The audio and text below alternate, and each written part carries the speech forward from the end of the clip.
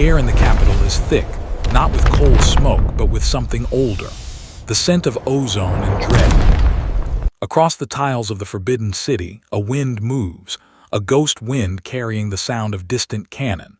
A silk dragon banner, heavy with 500 years of power, shivers on its pole. Inside the walls, in a room that smells of burnt incense and expensive tea, a woman sits. She is the last light of the Manchu. Her robes are stitched with gold, but the shadow on her face is just simple fear. Outside, the world is shifting its weight. The balance of the cosmos, held for 3 centuries by the Qing, is tipping into the river. The sound of it is not a crash. It is the steady, wet tramp of foreign boots. Steel, not jade, now speaks the law. The dynasty did not die in a single battle. It died slowly, choked on its own history, on opium smoke and rotting silk. To understand that silence, to trace the lineage of that final fear, we must go back. Back past the guns and the treaties. Back to the northern mountains where the bloodline was cold, hard, and waiting. Where a dynasty was born on the promise of the horse and the strength of the unbent steel. We leave the fading light of the collapsing empire and move north. Past the final, failing stones of the Great Wall, the world changes. The manicured fields of the hand become the harsh, unforgiving forests of the mountainous frontier. This was the raw, wild land of the hunt and the iron cold. Here, survival was the only faith, and only the strong survived the winter. 3 centuries before the final empress was haunted by foreign guns, this land was home to the people the Chinese called the Jurchens. They were scattered, fierce mountain tribes, living entirely in the shadow of the colossal Ming dynasty. The Ming had a policy: keep them fragmented, keep them warring, pay them off with silk titles and empty promises of power. It was a stable, if brutal, peace. But history rarely respects a stable order. It only waits for the right man and the right moment of violence. That moment came in 1583. A young tribal leader named Narhasai witnessed an act of staggering injustice. His father and grandfather, 2 powerful men, were executed by a rival tribe, an act sanctioned, even encouraged by the distant, arrogant authority of the Ming. For Narhasai, the silk bribe turned to blood in his memory. It was not mere grief that moved him. It was a cold, pure understanding of the mechanics of power. He saw that the tribes were weak because they were many, and the Ming was powerful because they were one. He did not immediately seek revenge against the enemy. He sought structure within his own people. He knew that the Han had ink and paper, but the Jurchens had the horse and the bow. He began to fuse them. He took the scattered, chaotic fury of the Jurchen clans and forged it into a single, terrifying instrument, the 8 banners. This was not a simple military formation. It was a total societal overhaul. Every man, woman, and child belonged to a banner, red, yellow, or blue. A colored silk flag became the new religion, demanding loyalty above clan, above family, above self. It was identity made visible. He taught them discipline and patience. He formalized their language, adapting the Mongol script for his own tongue. The Jurchens, scattered for centuries across the harsh landscape, were now melted down and recast as a single, unified entity, given a new name for a new destiny, the Manchu. This was not merely an army. It was a nomadic state on horseback, built on the promise of vengeance and glory. For decades, the Ming simply watched, amused, a tribal leader playing emperor in the northern woods. They underestimated the quiet, disciplined fire of the Manchu leader. By 1616, the engine was fully built, the banners were perfected, and the discipline was absolute. Narhasai looked south, toward the soft, decaying wealth of the Ming. The pretense of submission ended 2 years later. In 1618, Narhasai issued his declaration. He listed 7 unforgivable grievances against the Ming, the 7 great indignations. It was a document of theological, political, and deeply personal war. The list itself mattered less than the sheer audacity of the gesture. A mountain tribe was not asking for terms. It was declaring the end of a vast, ancient world order. The iron heart of the new dynasty was set. The banners were unfurled toward the south, toward the warmth, toward the palaces of jade and silk. The wall, that immense stone serpent that had defended the heartland for 2,000 years, was about to become less a barrier and more a target. And the Ming, blind and choked by their own corruption, could not yet hear the rhythmic thunder of hooves approaching through the snow. They could not know that their long night was about to begin. The rhythmic thunder reached the marble terraces of the Forbidden City as a whisper, not a roar. The court of the Ming, 3,000 miles fro. The snowbound passes, could not fathom the scope of the threat. The emperor was isolated, deafened by the silk-draped silence of his own palace. The true war, they believed, was an internal one. Eunuchs versus ministers, corruption versus duty, the ancient battle for position and coin. They heard the declaration of the 7 grievances, but it sounded like a distant wolf howling at the moon, not a direct threat to the Son of Heaven.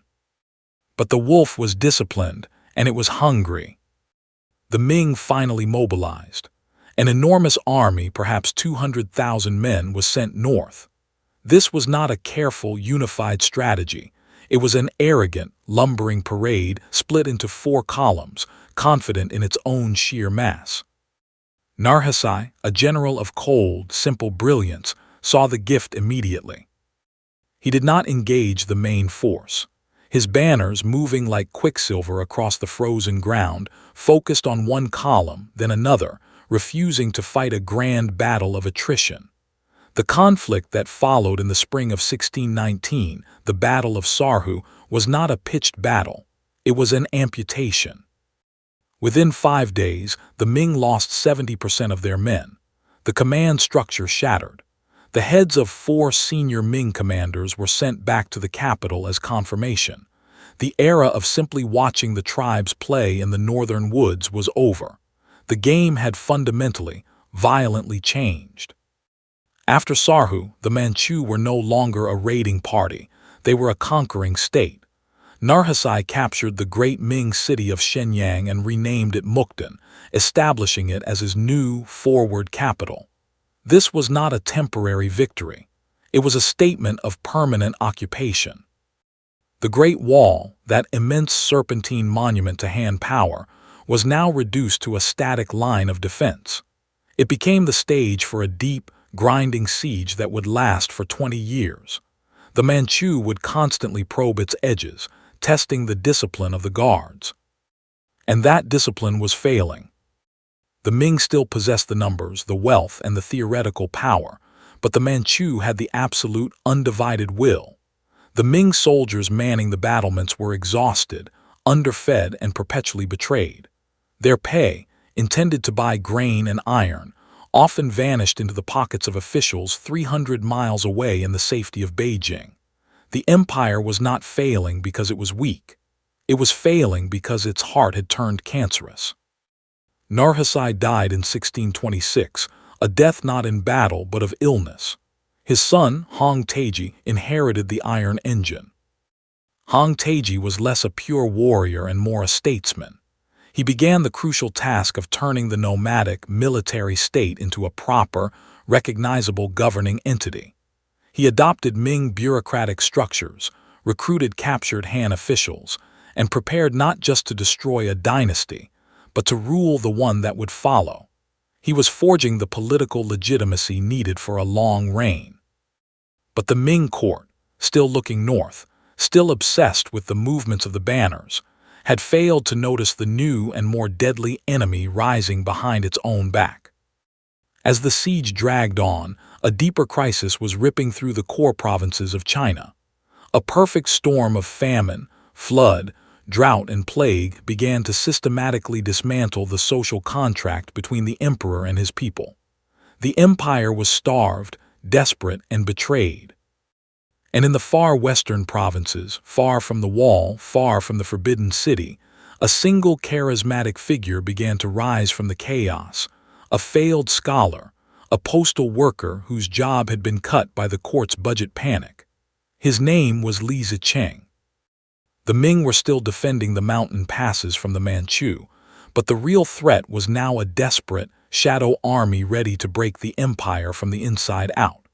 The stage was set not just for war, but for the annihilation of 2,000 years of imperial history. The final, brutal act was about to begin. The final, brutal act was about to begin. The wall, that massive spine of stone, was meant to keep the barbarian out, but it offered no protection from the dark gravity pulling the empire inward. While the Ming armies manned the ramparts, gazing anxiously north, the earth beneath them was giving way. For the desperate commoner, Li Zicheng was not a rebel or a bandit. He was the face of righteous anger, a man who promised to end the starvation and abolish the cruel taxes. He did not need to raise an army with gold. He raised it with rage. The empty granaries became recruitment centers. The famished farmer, stripped of his land by flood or drought, took up a pitchfork instead of a plow. They were an army of ghosts, swift and silent, consuming the provinces and growing stronger with every mile marched. The Ming armies sent to suppress them, ill-fed and unpaid, often simply melted into the rebel ranks, recognizing their own despair in the eyes of the man they were meant to kill. Li Zicheng's momentum became unstoppable. City after city fell with barely a fight, the populace greeting the roaming king as a liberator. The political legitimacy Hong Taiji was so carefully forging outside the wall, Li Zicheng was now demanding by force within the wall. By the spring of 1644, the peasant army had declared its own dynasty, the Shun, and was marching directly toward the ultimate prize, Beijing. Inside the Forbidden City, Emperor Changzhen, the last son of the Ming line, was a prisoner of his own fatal history. He was a capable, moral man, but he inherited a disease that was already terminal. He tried to govern, he tried to rally support, but the poison of 276 years of corruption had already reached the heart. He begged his own court for funds to defend the capital, but the wealthy eunuchs and officials, certain they could buy favor with the next ruler, hid their gold. The emperor wept, but the coffers remained empty. The dynasty did not collapse from a single external blow. It was starved of blood by its own parasitic elite. The one man who might have saved the Ming was standing in the mountains, hundreds of miles to the northeast. General Wu Sangui was the commander of Shanhai Pass, the crucial gate where the Great Wall meets the sea. He was the Ming's most capable general, a loyalist guarding the entire civilization against the Manchurian Qing. His entire focus, his entire force, was dedicated to keeping Hong Taiji's iron engine out. But as Li Zicheng's peasant wave crested toward Beijing, the emperor sent a frantic order. Wu Sangui must abandon the wall and ride south to save the capital. The general obeyed, pulling his elite forces away from the most vital defensive position on Earth. He left the mountain pass vulnerable, the Manchus watching with coiled anticipation, and raced toward the capital, his back to the true external enemy. He was too late. Before Wu Sangui could even reach the flat plains, the news came. Li Zicheng's army had reached Beijing. The gates, opened by internal betrayal, offered no resistance. The final hours of the Ming dynasty were not a battle, they were an execution. Emperor Changzhen, seeing the rebels swarming his inner city, ordered his family killed rather than captured, turning his sword upon his own young daughter, before finally climbing to the high summit of Coal Hill, overlooking the palace. There, with only one loyal eunuch remaining, the last legitimate Ming emperor hanged himself from a sturdy locust tree. He left behind a single, mournful note, written on the hem of his robe, taking the blame for the empire's failure, asking only that the rebels not harm his people. The note was soaked not in blood, but in the tears of a broken heart. The capital had fallen. The usurper sat in the imperial palace. The general was caught between two empires, the peasant king who had murdered his sovereign and the Manchu king who waited patiently outside the gate. The entire world shifted on the choice he was about to make. The fate of two peoples and 2,000 years of history hung on which enemy he would turn to face. The general was caught between two empires, the peasant king who had murdered his sovereign, and the Manchu king who waited patiently outside the gate. The entire world shifted on the choice he was about to make. The fate of two peoples and 2,000 years of history hung on which enemy he would turn to face. Wu Sangui stood between the smoking ruins of his past and the terrifying unknown of his future. The mandate of heaven had been utterly severed. His sovereign was a dead man hanging from a sturdy locust tree, and the general's sacred duty was dissolved into nothing but dust and tears. He was the last loyalist, holding the key to the entire northern frontier, a general without an empire, and an heir to a dynasty that had just bled out. He ordered his men to hold position, an army frozen in disbelief, waiting for the only man who could tell them which way to point their spears. Meanwhile, in the Forbidden City, the peasant king Li Zicheng settled his rough, armored body onto the dead emperor's silken throne. He was a man of the dirt, not of the court, and he ruled with the swift, arrogant cruelty of a sudden storm. He knew Wu Sangui was the final, critical piece that stood between him and total control of the north. He did not ask for allegiance, he demanded it. The usurper held the trump card, the final weight in the negotiation. Wu Sangui's own father, the patriarch of the Wu family, was a prisoner in the fallen capital. Li Zicheng sent a letter, simple and direct. Surrender, and your father lives in comfort as an honored elder of the new regime. But the general hesitated.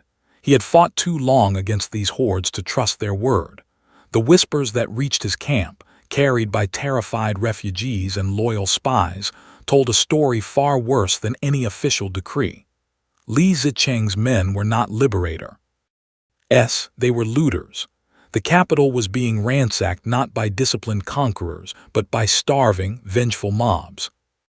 Then came the final, unforgivable insult, an act that stripped away all possibility of compromise, erasing any debt or loyalty the general might have owed to the idea of a peasant revolution. The general's entire household was seized. His wealth was plundered. His father, the esteemed former official, was dragged through the streets in chains, utterly humiliated. And his most cherished companion, the famed courtesan Chen Yuanyuan, was taken as a prize for the usurper, destined for the chambers of the very man who had murdered his sovereign. The blood tie, the sacred filial piety that underpins all of Chinese civilization, had been brutally, publicly cut. The final note from his father, smuggled out before the worst of the humiliation, begged his son not to seek vengeance, not to bring the northern barbarians across the Great Wall, to save the people rather than the family. But the general was no longer thinking of the Ming, or even of China. He was thinking of the blood on his family's name, of the utter destruction of his personal honor. He looked south, toward the burning betrayal that was once his home, and he saw only a savage enemy. He turned his horse north, toward the mountains, toward the great stone frontier that had been his life's work.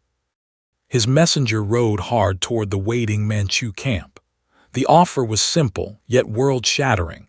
The gate, Shanghai Pass, the seemingly unbreakable lock on the continent, was now open to them.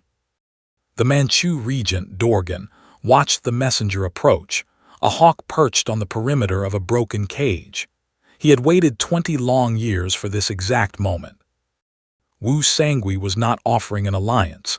He was offering a kingdom. He was inviting the foreign enemy across the line that had defined China for centuries. Dorgan had the choice: remain outside the wall and watch the Chinese tear themselves apart, or step across the threshold and claim the ultimate prize. This was not a negotiation. It was the signing of a death warrant for the old empire. The sun set on the Great Wall, and for the first time in 300 years, the gates were swinging inward. The Manchu general gave his final order. The banners of the Qing army began to move. The invasion of China had begun. The sun had been swallowed by the mountains. A vast, terrible darkness fell upon the pass. Dorgan stood at the head of his army. They were not warriors now. They were shadows sliding across a broken boundary. For 3 centuries, this stone line had held the promise of an empire just out of reach. Now, the promise was a certainty. The sound was not a shout of victory, but a silent, rolling thunder of hooves, of iron wheels grinding the sacred earth. They moved, banners snapping, yellow and crimson and blue, across the very threshold of the Middle Kingdom. The general Wu Sangui stood waiting, his face a mask of ash and stone. There was no handshake, no exchange of pleasantries, only a shared, desolate silence between the betrayer and the claimant. The alliance was sealed in the mud of the pass, forged by a grief so profound it had swallowed China whole. Inside the gates, the rebel army of the usurper Li Zicheng waited. They had sacked Beijing. They had ended the Ming. They considered themselves the masters of the world. They expected a quick, bloody cleanup, the final removal of the disgraced General Wu Sangui. They expected a Chinese enemy, tired and broken. What met them was not the weary dragon of the Ming, but a beast from the farthest cold, a foreign cyclone of steel. First they saw Wu Sangui's shattered lines reforming. Then they saw the dust cloud behind them, a dust cloud that did not stop, that kept coming, vast and terrifyingly organized. Then the sound. It was the sound of 1,000 drums beaten in a rhythm that was utterly alien. And finally, the sight. The tall, stiff banners bearing the Manchu script, the riders with their distinctive cues and heavy, layered armor. The rebels, men who had fought their own countrymen their whole lives, looked upon a face of war they had never truly imagined. Panic began as a low murmur, then rose to a scream. This was not a fight for a dynasty. This was a fight for the soil itself. The battle that followed was less a contest and more an extermination. Wu Sangui, driven by a raw, personal need for vengeance, charged his men into the rebel flank, a horrifying instrument of self-hatred. Then came Dorgan, leading the famed Manchu cavalry. They moved like the sudden, brutal shift of an earthquake. Their horses were faster, their bows more accurate, their discipline absolute. They did not retreat, they did not break rank. They simply devoured ground and lives. The rebel lines, built on the chaotic passion of hungry peasants, shattered instantly under the pressure of this professional, foreign war machine. Men dropped their pikes and shields and simply ran. But there was nowhere to run. They were caught between the bitter fury of a disgraced general and the terrifying, cold efficiency of a foreign power hungry for conquest. The blood ran in streams toward the sea. By dawn, the fields were littered with the dead, and the last, desperate hope of the self-proclaimed Qing Dynasty was nothing more than carrion for the crows. The great usurper, Li Zicheng, fled the field. He ran back toward Beijing, not as a conquering emperor, but as a desperate thief carrying only the guilt of his failure. Dorgan did not pause to count the dead. He barely glanced at General Wu Sangui, the man who had delivered him the empire. The regent pointed his whip not toward the pass or toward the mountains, but south, toward the sprawling, silent gates of Beijing. He ordered his army to move, not as allies of the Ming, but as conquerors. Wu Sangui, standing amidst the ruins of the rebellion he had helped create, realized the full, terrifying cost of his rage. He had opened the door, but he was not walking through it as a hero. He was walking through it as a guide for his new master. He had sought to destroy one enemy. He had empowered a far greater one. The capital lay open, defenseless, waiting to be claimed by the banners of the Qing. This was not the end of a rebellion.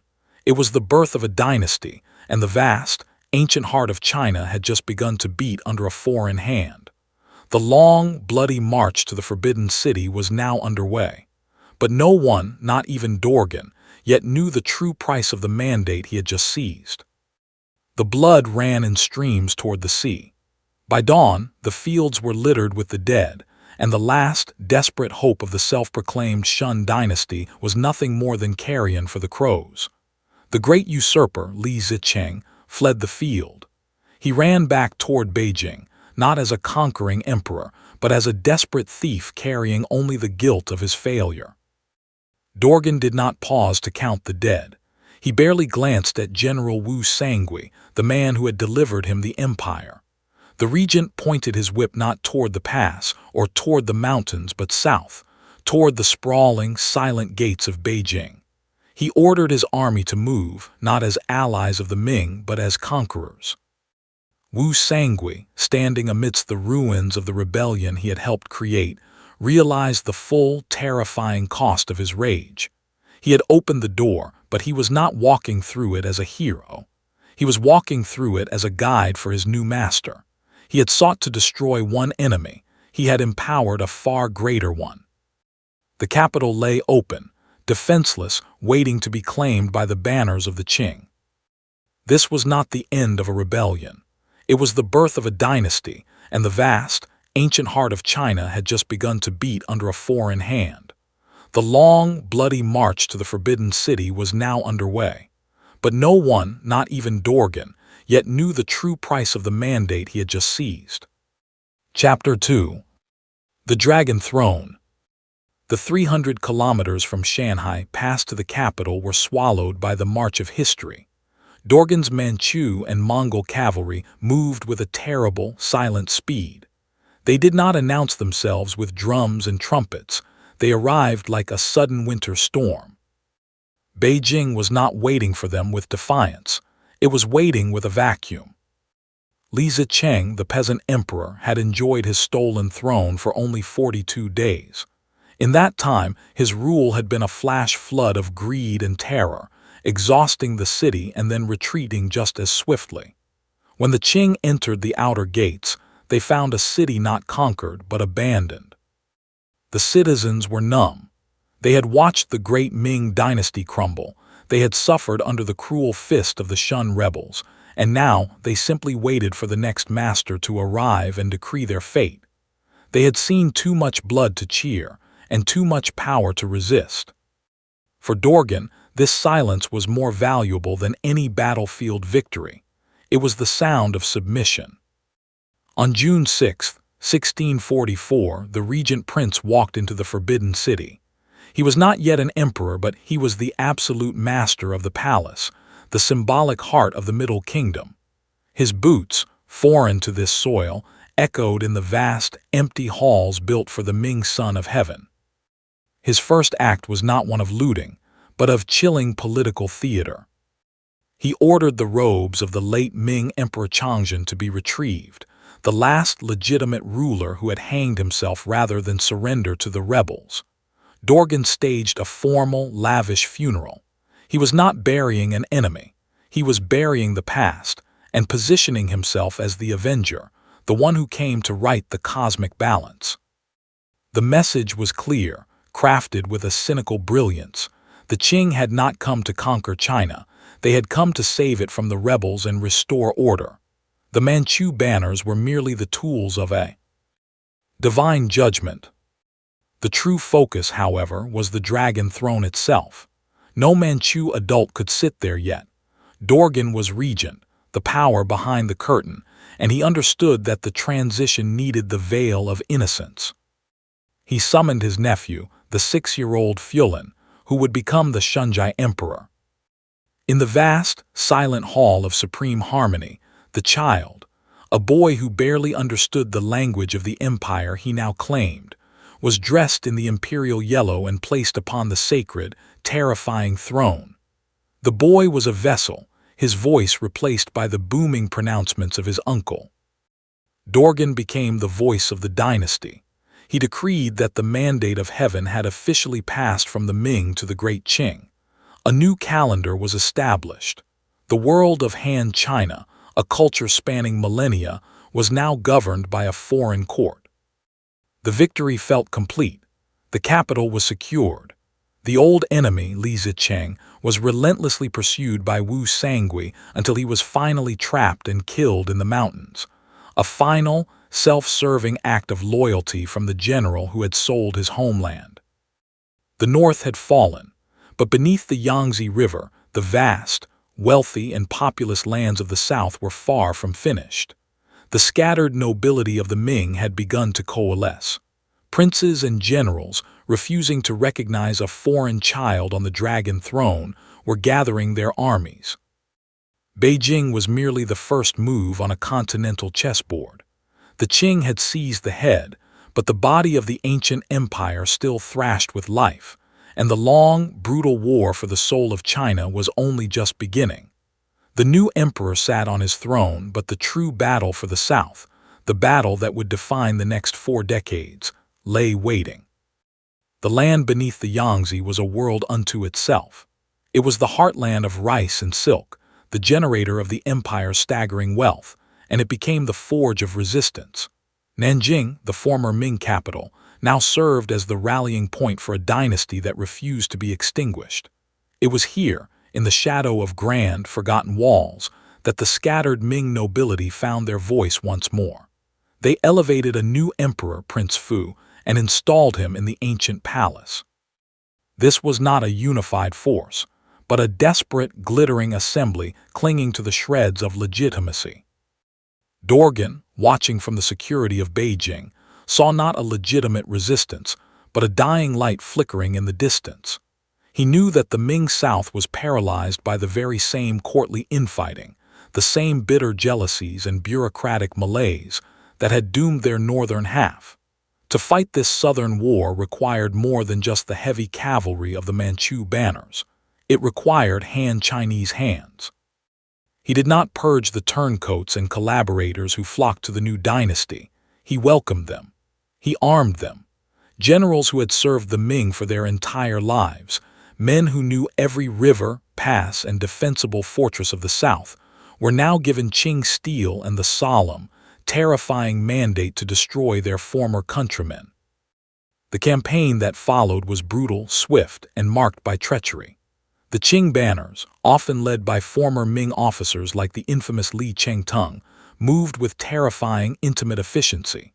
The defenders of Nanjing were paralyzed by political squabbles and the sheer psychological shock of the Manchu advance.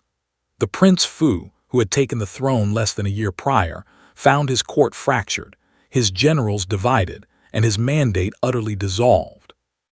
Nanjing, the city that had once commanded an empire, fell not with a heroic siege, but with a whisper of betrayal. The prince himself was captured by his own men, generals desperate to salvage their own position, and handed over to the Qing.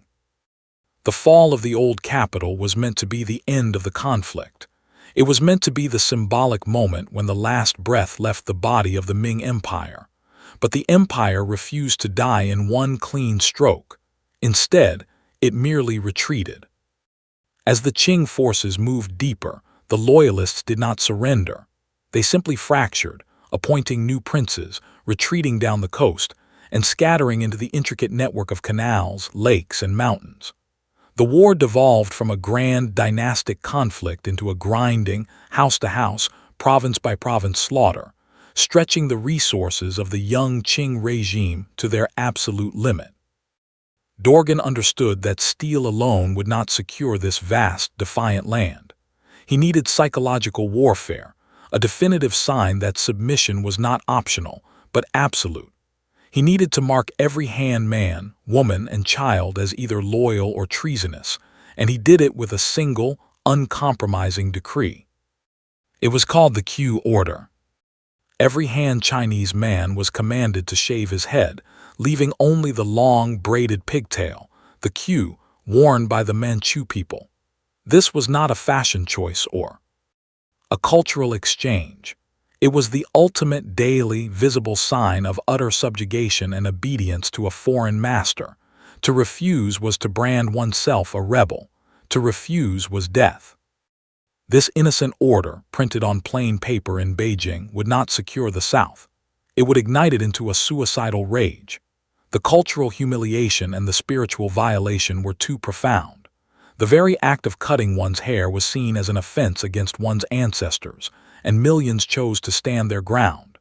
The Qing had seized the capital, but they had not yet seized the soul, and in the refusal of the Q, the final, apocalyptic phase of the conquest was set to begin.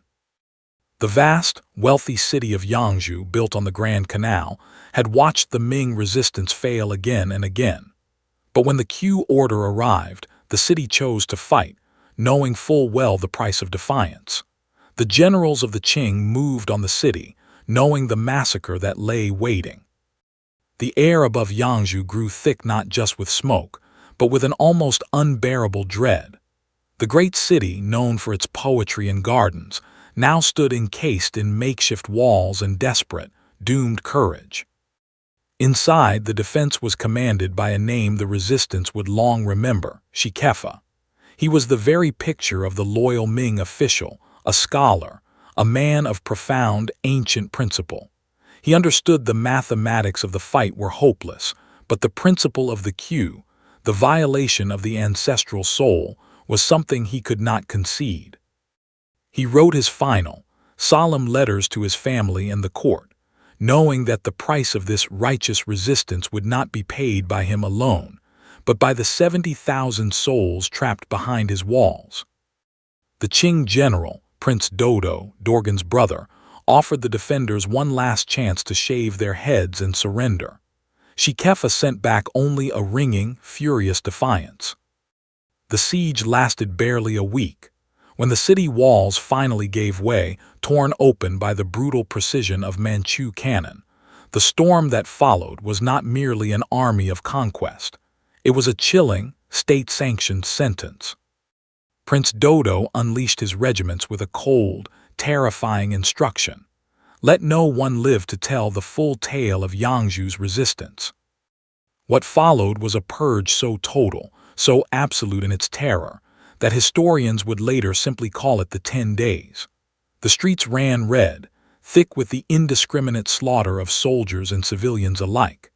The cries of defiance were silenced by the methodical, unfeeling steel of the invaders.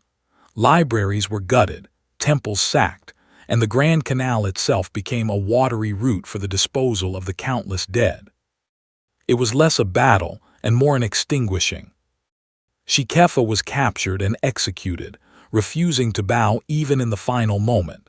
His sacrifice was meant to inspire a nation, but the sheer, unforgiving horror of Yongzheng served a darker, far more effective purpose for the Qing. It was a devastating, irrefutable lesson delivered to every town and village that dared look north. The message was simple, carved deep into the landscape of the South. Submission meant life, however humiliated. Resistance meant total and utter obliteration. The Q order was no longer merely a political symbol. It was now a passport out of the grave. Yet, even this unfathomable atrocity could not extinguish the embers of the Ming cause. China was a vast, sprawling country, and the terror of Yongzheng only pushed the most determined patriots deeper into the south, into the rugged, unreachable terrain beyond the great Yangtze River. Here, in the tropical jungles and isolated mountain strongholds, a new resistance coalesced, one no longer led by grand scholar officials, but by local warlords, desperate generals, and pirate kings who had nothing left to lose but their lives. They looked past the horrors and clung to the final, tragic heir to the Ming throne, a young, doomed prince known to history as the Yongle Emperor. The Qing had taken the north, and they had successfully terrified the center, but the south remained a poisoned, bloody challenge. The war for the soul of China had entered its final, grinding phase. The great empire of the Ming was reduced to a few flickering candles. And the only path to survival for this final bloodline lay in a single, vital sanctuary, the sea. The earth had been surrendered, tile by bloody tile, but the watcher was a different world entirely. The Qing, fierce horsemen of the north and masters of the vast plains, knew nothing of the tide's language nor the treacherous currents of the China Sea. Their power stopped decisively where the salt spray began. Here, in the sprawling archipelagos of the southern coast, a new kind of empire held sway, an empire of vast, interlocking fleets of heavy sails and of iron cannon. This was the domain of the Zheng family, a name whispered in both fear and grudging respect along every coastline from Macau to Nagasaki. They were privateer lords, global merchant princes, and, yes, pirate kings, controlling a massive floating nation of tens of thousands of men and hundreds of powerful war junks. To face them was to face the fury of the open sea itself. At the head of this oceanic power stood the figure of Zheng Chenggong, the son of the great pirate, known to the European merchants as Kangxi. Kangxi was not just a formidable naval genius, but a fiercely loyal, almost religious Ming patriot. For him, the young Yongli emperor was not a mere political pawn, but the sacred mandate of heaven made flesh, the last true symbol of Chinese sovereignty. With this alliance, the final hope was forged. The last royal court of China became a refugee, an exiled government whose decrees were now enforced not by armies on land, but by the devastating broadsides of Kangxi's fleet. His protection was the shield that kept the candle of the dynasty flickering against the gale. The Qing knew they could not truly rest while the Ming banner still flew, even if it flew from a masthead far out at sea. Their imperial ambition demanded total annihilation, and the Manchu generals were forced to adapt, to shed their cavalry tactics and learn the brutal, grinding nature of coastal and island warfare. The campaign shifted from massive, decisive battles to slow, methodical sieges against fragmented loyalist pockets in Fujian, Guangdong, and the distant, isolated island chains. Kangxi understood that defense was a slow, losing game.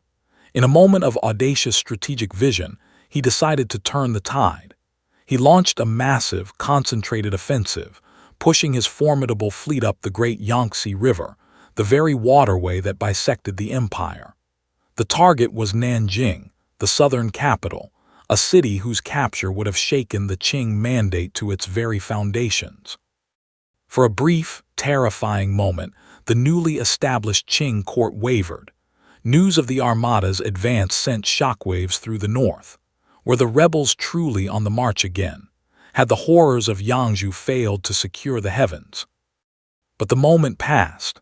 The overwhelming force of the Qing, their limitless manpower, and their newly constructed, devastating river fortifications proved too much.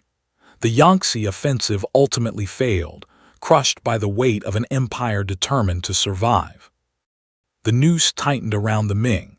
The Yongli emperor, constantly moving, was pushed further and further west, deeper into the hostile, malarial mountains of the southwest, until the pressure became unbearable.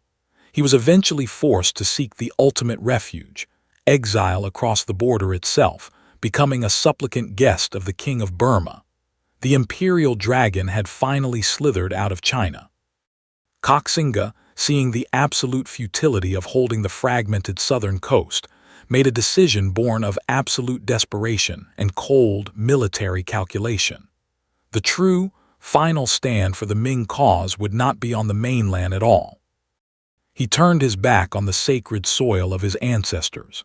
He looked east, across a turbulent strait of water, toward a single, isolated island, then held by the powerful cannons and stone forts of Dutch colonial traders. An island the Chinese called Taiwan. This was not merely a retreat, it was an irreversible exile. It was the severing of the final, brittle cord that bound the Ming dynasty to the geography of China. The fate of the bloodline that had ruled for 3 centuries was now wholly dependent on conquering a new, unforgiving world, a world held by European cannon and protected by the open, hungry, indifferent sea. The Manchu banners were marching, but the ultimate battle for survival would be fought between a desperate Chinese patriot and the distant, arrogant power of the Dutch East India Company. The island that the Portuguese had named Ilha Formosa, the beautiful isle, was, to Kangxi, a savage, necessary rock of refuge. It was a land of paradox, a stunning, mountainous sanctuary against the mainland's political disease, yet unforgivingly dense with jungle, disease, and hostile tribes who knew nothing of the Ming or the Qing. The true, concrete power on this island was not native, but foreign. It was the vast, global machinery of the Dutch East India Company, the Verenigde Oostindische Compagnie, or VOC. Their main trading post, Fort Zeelandia, was not merely a fort. It was a hardened European statement carved into the edge of Asia. It was a symbol that the age of unchallenged Chinese supremacy on the coast was over, replaced by the relentless, arrogant power of international trade and heavy cannon. For the Manchu, Kangxi was a defeated rebel. But for the Dutch, he was an unwelcome complication, a local nuisance who dared to disrupt the profitability of their global network. The year was 1661. Kangxi assembled an armada that dwarfed any pirate fleet, any Ming naval force seen in the last decades. He gathered nearly 300 ships and 25,000 men. This was not an invasion force alone. It was the migration of a government, an army, and the very memory of a civilization. Wives, children, scholars, artisans, the last court of the Ming Dynasty, were aboard the junks, sailing to an uncertain future. He was not just attempting to win a battle. He was attempting to transplant an empire. The Manchu had taken the dragon's body on the mainland. Kangxi intended to secure its head, its mind, and its memory in this isolated realm. The Dutch governor, Frederik Coyet, watched the early reports of the approaching fleet and dismissed them with cold, colonial arrogance. He believed the Chinese were masters of the timber junk, but amateurs in warfare against proper, stone-cut European walls. Arrogance had blinded the European eye. The timing of the assault had to be flawless. The sea passage itself was a terrifying gamble against the Taiwan Strait, a cruel, unpredictable body of water that swallowed men and ships without distinction. Kangxi knew the local currents, the spring tides, and the one critical point of entry the Dutch had dismissed as too shallow, the winding channel of Loermen Creek. On a dark, pre-dawn morning in late April, the fleet slipped through the narrow channel. It was a military stroke of genius. The Dutch had anchored their few guard ships in the wrong place, banking on the unassailable nature of the current. The ships were momentarily grounded in the mud, but the 25,000 troops, rank upon rank, spilled out onto the unfamiliar sands of the main island. They bypassed Fort Zeelandia entirely, securing the undefended northern bay. The siege had begun before Governor Coyet even fully understood the scale of the cataclysm unfolding on his shores. The siege of Fort Zeelandia would last 9 grueling months. It was a collision of two worlds, two military philosophies, Chinese patience and overwhelming manpower against European stone architecture and relentless, heavy cannon fire. The Dutch were isolated, surrounded by a hostile jungle and an enemy who saw retreat as the end of their entire history. Day after day, the sounds of cannon fire and musketry echoed across the strait. Inside the fort, Coyet watched his supplies dwindle, his men fall to disease and despair. He waited for a relief fleet that might never come. Kangxi, outside the walls, simply waited for the inevitable. The surrender of Zeelandia would not just be a military victory. It would be the first definitive expulsion of a major European power from the coasts of East Asia by a native force. The fate of the Ming legacy, the future of the island, and the very balance of global power rested entirely on who would break first. As the final, brutal weeks of 1661 bled into the first agonizing moments of the new year, the Chinese guns fell silent for a single, terrifying hour. The sound that followed was not cannon fire, but a chilling trumpet call, announcing a final, deadly ultimatum. The question was no longer if the walls would fall, but when, and what ultimate price the last Chinese bloodline would pay to simply survive on this isolated, unforgiving rock. That silence was a weight, heavier than any cannonade, colder than the deepest well inside the stone walls. Governor Coyet stared at the articles of surrender, his signature a final, broken testament to 9 months of privation. There was no glory in this defeat, only the utter exhaustion of a small force that had run out of time, out of powder, and out of hope. On February 1st, 1662, the red, white, and blue banner of the Dutch East India Company, a symbol of Europe's relentless global ambition, was slowly lowered.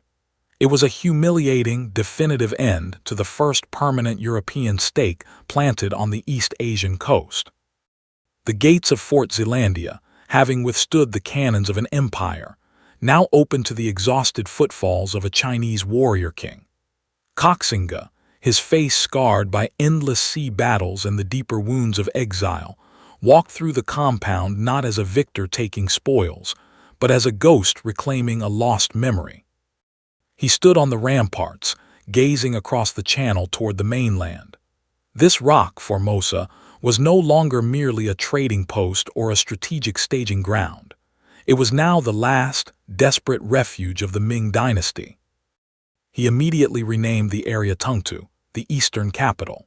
The transformation began with a fierce, almost feverish energy. Kangxi was a warrior, but he instantly became a meticulous architect of a new nation. He divided the land, reformed the ancient Chinese systems of agriculture, and ordered the construction of schools and temples. Settlers poured across the strait from the ravaged provinces of Fujian and Guangdong, driven by the dream of an uncontaminated China. They brought their seeds, their water buffalo, and their unwavering, profound loyalty to the true Han bloodline. Kangxi saw that the defense of the island would not be built of stone, but of soil. If the people could feed themselves, the dynasty could survive. Taiwan became the final sanctuary, a mirror image of the mainland China they had lost to the northern invaders. It was a place where the Ming calendar was still counted, where the Q hairstyle, forced upon the population by the Qing, was forbidden, and where the ancient imperial robes of the Han people were still worn with pride. Kangxi had bought his exiled people a home, paid for in blood and the total collapse of a European ambition.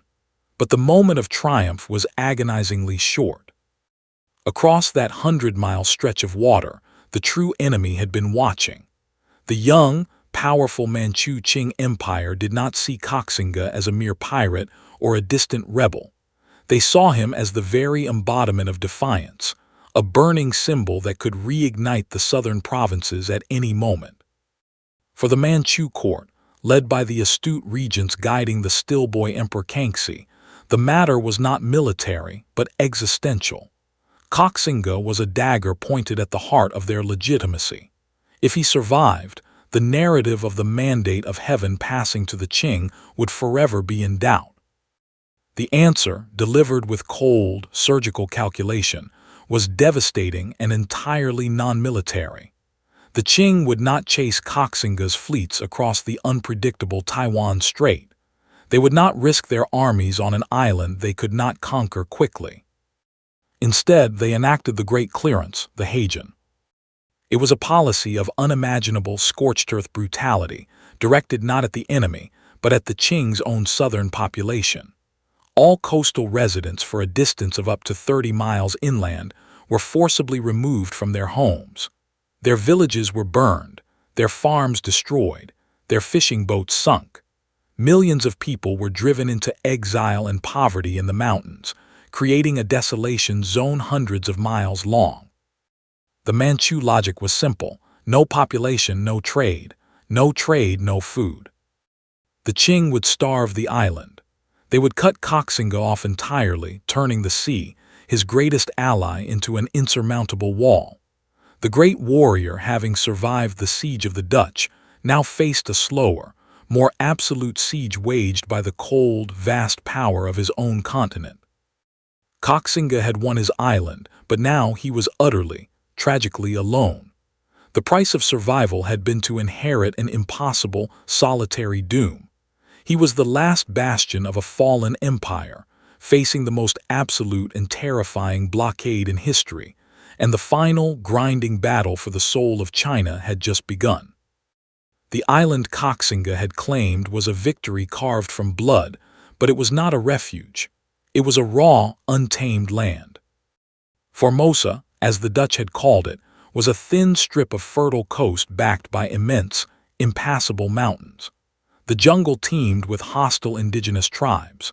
There were no established cities ready to receive a government, no granaries filled with enough rice to feed a garrison of 30,000, and no ports capable of resisting the immense power now gathering against them across the strait. Kangxi had solved his military problem, only to inherit an insurmountable logistical one. His response was immediate and pitiless. If the mainland would not feed him, he would tear the food from the soil of Formosa itself. He ordered the massive, frantic colonization of the island's western plains. His Ming soldiers, men of war and the sea, were instantly remade into reluctant pioneers.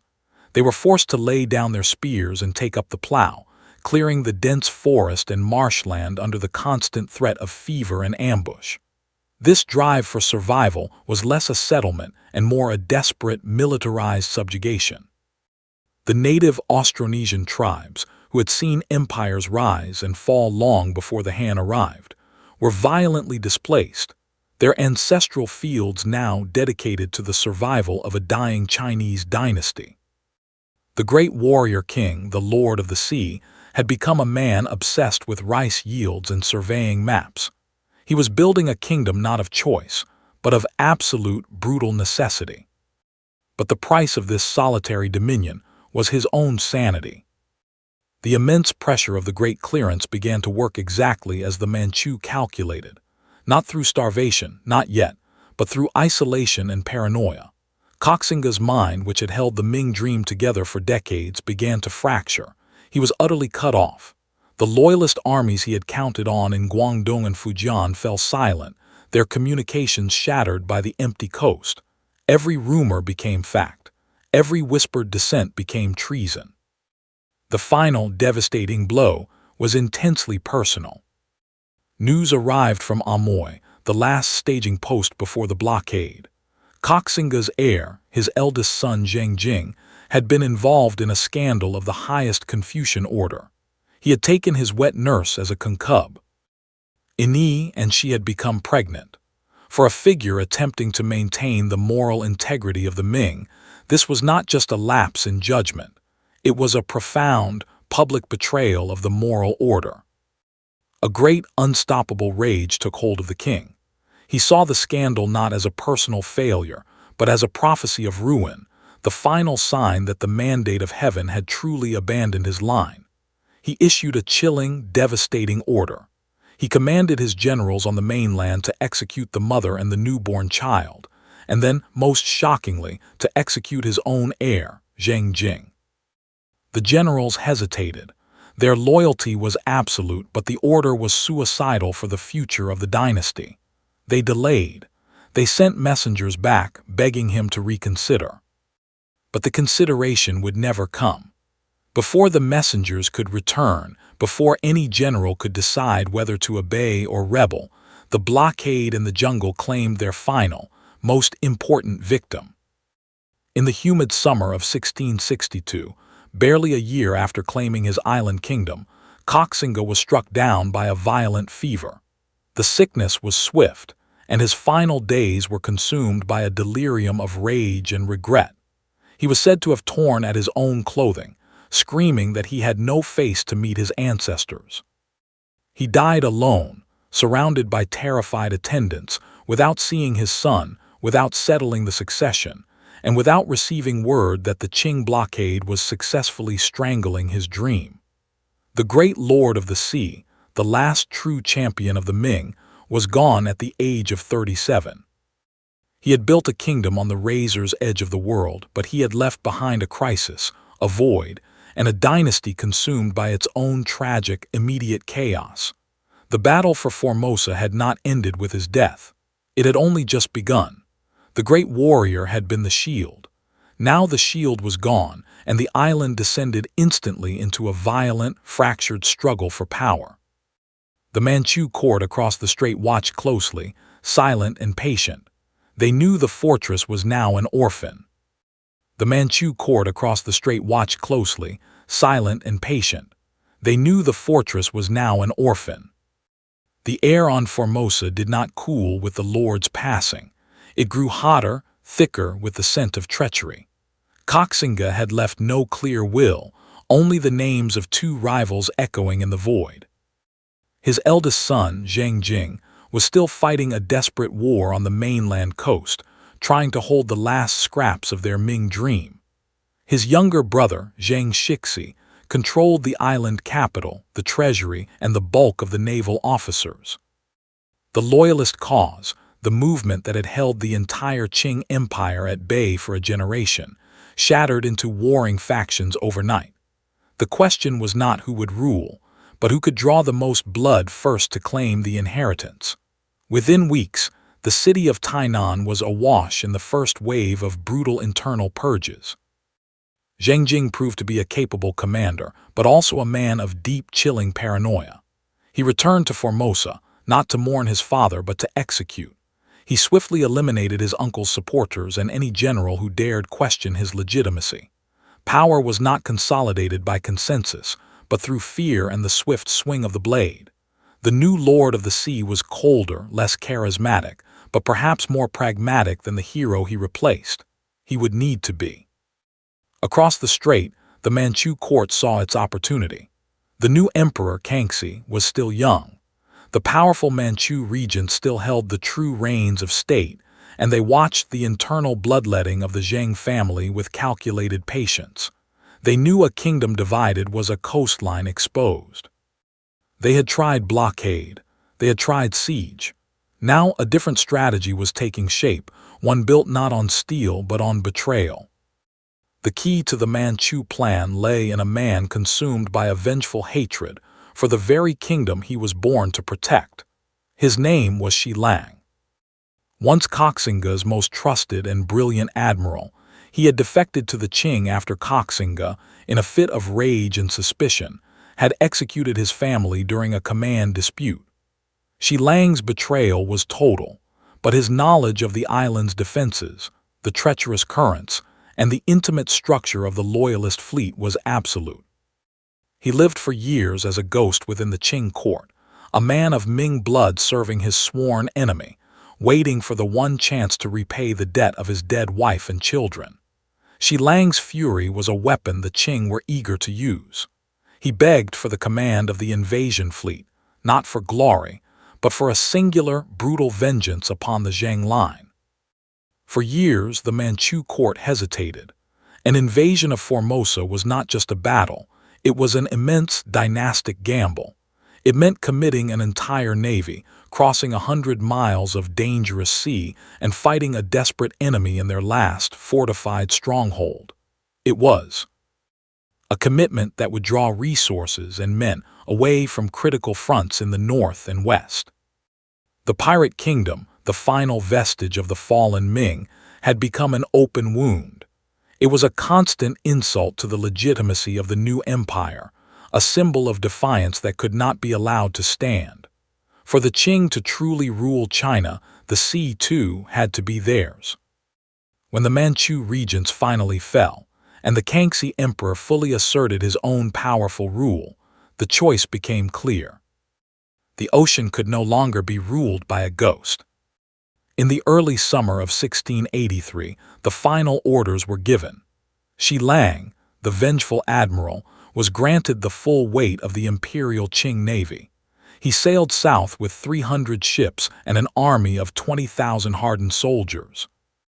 He sailed toward the narrow strait that separated the empire from its enemy, with the entire fate of the Qing Dynasty resting on the stability of his wooden decks. The ocean that had always protected the loyalists now seemed to hold a different, terrible promise. The final battle for the soul of the Middle Kingdom was about to begin on a small, distant island, fought not by a hero, but by a broken man fueled only by the cold, unforgiving promise of blood. The path to Formosa was not direct. It was blocked by the Penghu archipelago, the Pescadores, a chain of 90 desolate volcanic rocks scattered across the strait. These islands were the keys to the kingdom, the outer teeth of the loyalist defense. Here, the Ming remnants had built strong stone forts and stationed their most veteran ships, creating a watery barrier that no fleet, however large, should have been able to breach. Qianlong understood the calculus. Capture the Pescadores and Formosa starves, lose them, and the new Qing dynasty falters. Commanding the loyalist forces was Admiral Liu Guoxuan, a man whose entire life had been spent on the tides. He was the dedicated sword of the Zheng family, a true son of the sea. Liu did not need massive numbers. He needed only the currents and the wind. The strait was his natural ally, notorious for its sudden, violent squalls and invisible reefs that could tear the bottom out of an unfamiliar hull. Liu's strategy was simple. Hold the inner harbor defenses at Magang, let the ocean chew up the Qing invaders, and force Qianlong into a close-quarters brawl where seamanship, not raw numbers, would decide the victory. The first attempt by the Qing vanguard was a test of faith, and the sea failed them instantly. Qianlong moved his forward ranks toward the main Ming anchorage. He sailed directly into an ambush of geography. The Ming cannons, hidden high in the rocky defiles, tore through the forward ranks. But worse than the cannon fire was the weather. A sudden, unexpected northern wind, a localized fury, swept down, driving several of Qianlong's largest fighting junks onto the hidden shoals, shattering their keels and ripping out their rudders. Qianlong watched, powerless as his first men drowned, dragged under the unforgiving waves by the weight of their own armor. He had brought an entire army to this moment, yet the ocean claimed them first. The old admiral retreated, his tactical pride wounded, his fleet humbled by a force he could not fight, the wild, chaotic nature of the strait itself. The broken man tasted failure, the same bitter flavor that had haunted his life for decades. But the retreat was brief. Qianlong had not sailed this far with the fate of an entire dynasty resting on his shoulders, only to be denied by a few lost ships and a stiff breeze.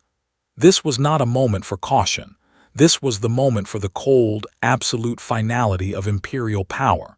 He gathered his commanders in the shelter of a distant bay. The next order was not an engagement. It was an annihilation.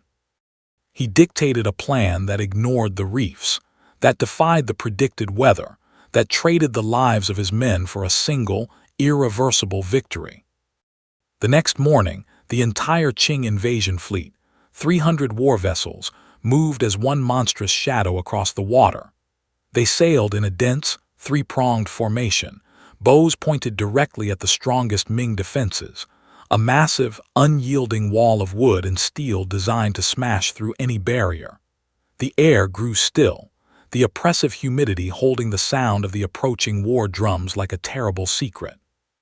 Admiral Liu Guoxuan, looking out from his flag fortress, knew this was not a skirmish. This was the end game. He gave the signal. The loyalist fleet burst from the harbor, sails full of desperation, heading straight into the teeth of the Manchu behemoth. The two final navies of the old and new dynasties met in the narrow, churning channel. Cannon fire erupted, blinding and deafening the world. Wood splintered. Masts fell like broken trees. Smoke became a thick, black shroud over the entire strait, obscuring the violence beneath. The last, desperate gamble had finally been played. And in the choking chaos of the largest naval battle ever fought in East Asia, no one, not the emperor, not the admiral, knew which side the waves of 1683 would carry to victory or to oblivion. The guns screamed across the water, a desperate dialogue between two opposing worlds.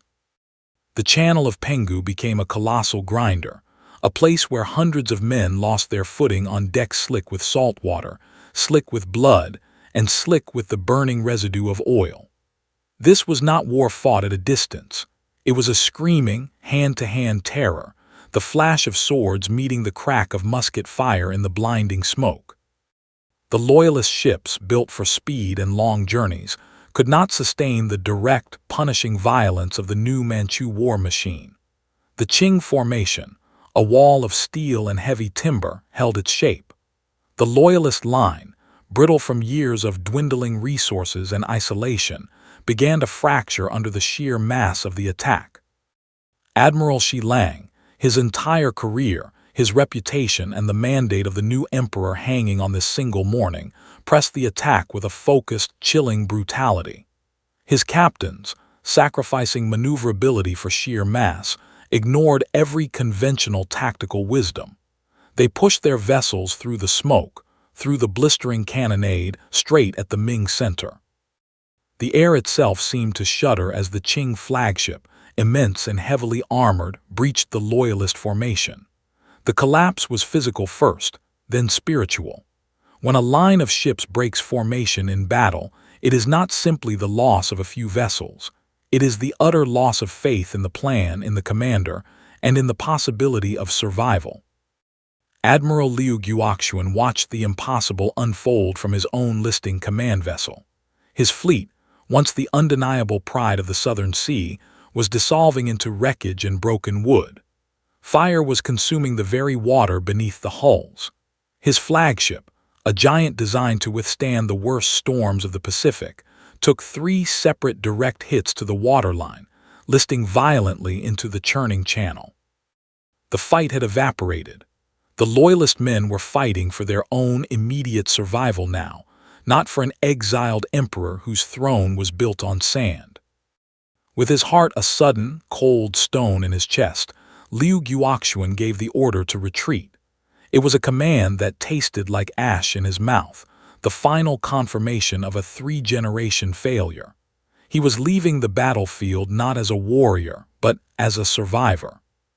The battered, scattered loyalist vessels limped back, not to a port of victory, but to the sole remaining sanctuary, the island of Formosa, the last defiant name for Taiwan. The strategic Penghu Islands were lost entirely. The naval victory Qianlong had promised the Qing court was now complete. The great Imperial fleet, wounded but utterly dominant, stood sentinel over the strait, masters of the channel and the entire coast. For the Loyalists, the true tragedy of the Battle of Penghu was not simply the loss of the fleet. It was the absolute loss of time. They had finally run out of ground to stand upon. In the city of Tainan, miles away on Formosa, the young Emperor Zheng Kexuang, barely a man, the last of the Zheng line, heard the distant, devastating news of the defeat. The boy who sat on the final seat of the Ming Dynasty had just been robbed of his shield. He was now alone, facing a continent-spanning power he could not possibly resist. The vast imperial ambition of the Qing Dynasty, years in the making, was now a single, unstoppable wave, ready to crash upon his shores. The inevitable wait began. It would not be a long one. The last line of the old empire was already being written in the smoke above the water. The vast imperial ambition of the Qing Dynasty, years in the making, was now a single, unstoppable wave, ready to crash upon his shores. The inevitable wait began. It would not be a long one. The last line of the old empire was already being written in the smoke above the water. The air across the Formosa Strait carried the news of the defeat far faster than any messenger ship. Every heart in Tainan already knew. The city that had stood defiant for decades, the final sanctuary of the Ming loyalists, now felt less like a fortress and more like a cage. The man who had shattered the Ming dream, Admiral Qianlong, understood the dark mathematics of momentum. He knew that the greatest weapon he possessed was not the cannons of his fleet, but the sheer, paralyzing weight of fear. Qianlong did not rush. He did not launch the invasion immediately. Instead, he sailed his great flagship, the centerpiece of the victorious fleet, not into Tainan's harbor but to a visible position on the horizon. It was a calculated, silent threat. His banners, emblazoned with the mighty Qing dragon, were visible from the city walls, a constant, visual reminder of the continent-spanning power that now sent Ood sentinel over their destiny. He sent an emissary ashore, not a delegation of war, but a single, unarmed man carrying the final, unadorned terms of surrender. The message was simple and absolute. Resistance is over. The price of peace is immediate. In Tainan, the capital felt thick and heavy with expectation. The veterans, men who had fought under the legendary Kangxi himself, looked at the young emperor, Zheng Kexuang, and saw not the continuation of a dynasty, but a final, tragic sacrifice. Every court official, every advisor, Every common soldier could feel the weight of 300 years of history pressing down upon that small island. They were caught between an impossible honor and an undeniable reality. General Liu Guoxuan, the defeated commander of the fleet, arrived back at the palace not as a hero, but as a living testament to the failure of the sea defense. His uniform was torn, his spirit was broken, and when he faced the young man on the throne, his voice was not the rallying cry of a warrior, but a quiet, desperate plea. The Ming cause, he told the court, was no longer a fire. It was a single, dying ember. To fight now was not bravery, he argued. It was an act of mass murder against their own people. The choice was no longer about winning the war. It was about how to lose with the least amount of blood spilled. The young Emperor Zheng Keshwang sat motionless, his eyes wide. He was barely a man, saddled with a legacy he could not possibly sustain. He had been born into a war he did not start and had only known the waiting, the constant anticipation of the inevitable. He had never truly ruled. He had only been the last symbol. He looked out at the faces of his loyal subjects who still believed he was their salvation. He understood that the code of honor demanded he stand in battle, sword in hand, and die for the Ming name. But the crushing weight of responsibility demanded something else entirely. It demanded he lay down the heavy, ancestral crown.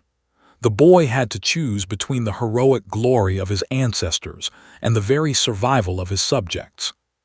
The air in the imperial chamber grew cold. Outside, the Qing fleet waited. The silence of the city was deafening, hanging over the last Ming throne like a shroud. A decision was coming, one that would echo not just through the palace, but across the vast, unified world that the Qing now claimed. The boy emperor stood up slowly, the silence of the room swallowing his breath.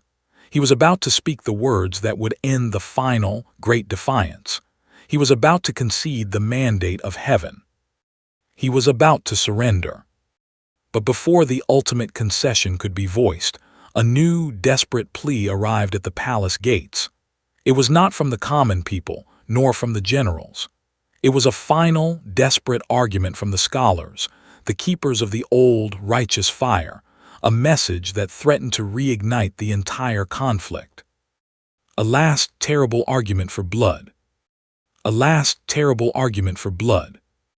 The message was not carried by a messenger of state, but by an acolyte, humble and trembling, who pushed through the exhausted ranks of the palace guards.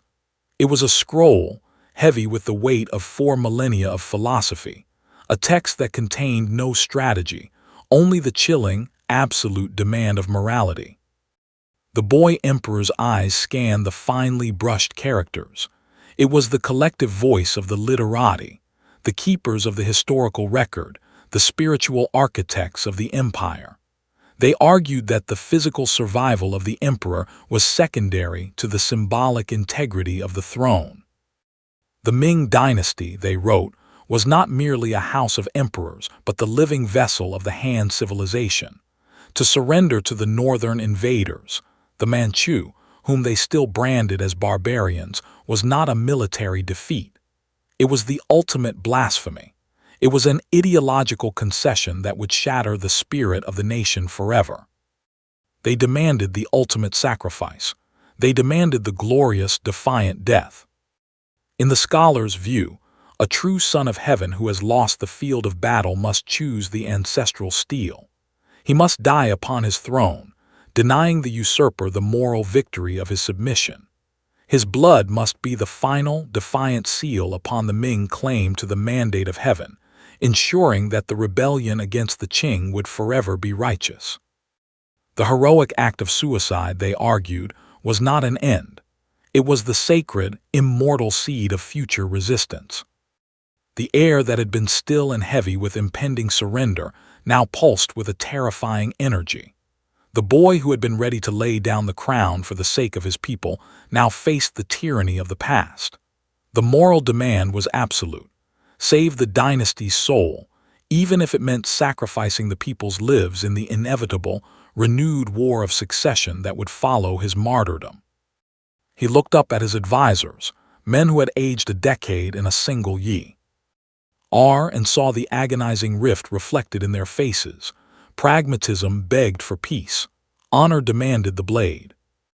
Outside the silent palace, the Qing commander, Dorgan, knew this struggle was occurring. He had not moved his massive fleet. He understood that the greatest battle was not fought with cannon fire, but within the emperor's conscience. Dorgan was not waiting for an army to surrender.